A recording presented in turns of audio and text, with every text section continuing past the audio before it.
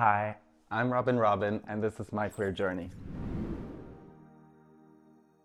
I am Robyn Robin. I am a dancer, performer, and yeah, I do loads of things. I live in Berlin. I'm 31 years old now, and I'm trying to my best to have my artistic and creative journey and collaborate as much as possible with the queer community and do something like artivism, let's say, so like activism through art.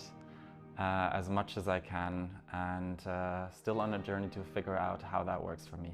I grew up in a very small, very conservative village, so my journey from like that to kind of become who I am today has led me this path, because international marketing was still very conformist, very capitalist, very everything, and really just the only thing that I found in there was the international aspects, because I loved languages and I loved like getting to know cultures and people and whatsoever, and the creative part of like coming up with concepts or whatsoever. But marketing in the end is not that creative. So later on I felt much more the need to involve myself with human rights. So I studied sociology with a focus on human rights and global ethics.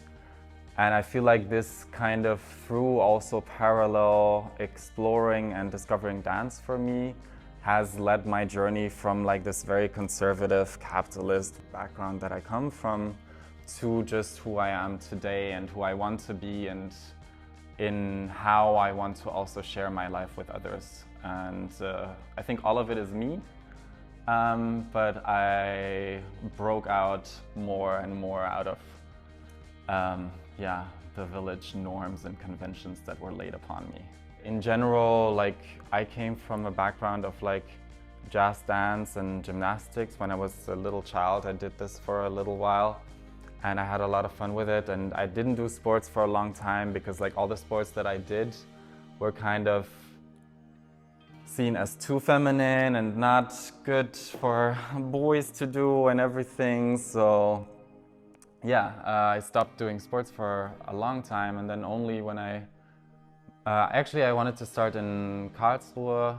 Back in the day I was studying there, but there was no studios for male-read people to like take classes. And only when I moved to Berlin I started with pole dance and really found myself in it, but also learned so much, and also again even more found out what like pole means to me. And it means also like it comes from stripping, from sex work. It is an important like pillar of our society, which is frowned upon so much, which is like basically taboo still. And we're trying to like separate pole dance as like a sport from like stripping and from sex work, which I think is like the ugliest thing we can do, because yeah, everyone has sex and everyone is like doing that. And I think one of my favorite drag performers in Berlin, Bleach, says it very well. There cannot be a revolution without sexual revolution, and for me pole dance is also a part of that. We have to, as a queer community, especially also uplift sex work community and more marginalized community within our community as well. Generally, the messages that I'm trying to transmit through like pole dance, through my performances. I think I'm still working on my artistic practice as well, because I think I'm not quite there. Maybe I never will be. I want to make it even more a celebration of queer joy and power, and also like an activist outlet for me. Sometimes I didn't dare as much as I want to, I think. I'm now co-organizing also an event with some friends where we kind of want to do pole for the people, in a sense of like every time there's a new cause that we want to support.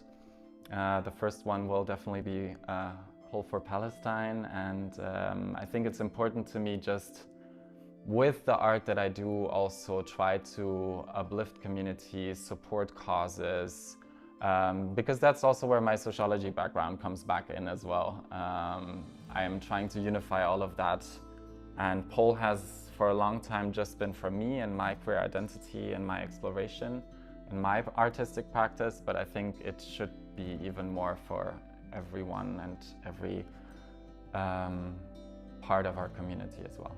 I think queer communities or queer platforms like We Create Space just generate kind of a momentum around the community, because sometimes it's also hard, like in terms of like mental health and capacity in like what you're doing and whatsoever. Sometimes we feel alone very quickly. So to have these, even if it's just like an online check-in of like a small gathering, I've been in one of the We Create Space queer meetups online as well. It was really cute. I was in a moment of like having just lost a job, and then just like talking to people and connecting and seeing there's other people with the same struggles or whatsoever, or also seeing there's very different industries or still opportunities out there to connect with people over, even if it's just that one common denominator of being queer, I think can be very hopeful. And yeah, I think depending on what kind of community, it can also create new opportunities. I want to create a space for people, and especially performers, people with an art practice, to come together and share and learn from each other and invest time in each other and their stories. We are our own worst inner critics, and I think we stop ourselves a lot in our own way, in our own steps, in our own progress. Just like fucking do it and like believe in myself and trust myself. And I think stop giving yourself such a hard time is a good one. I think my message from before is my most important one. Like, don't be so hard on yourself. Like, the world is already hard enough on you, on all of us. So like, and just try to be kind and uplift each other and share the art, share the love, and yeah, that's it.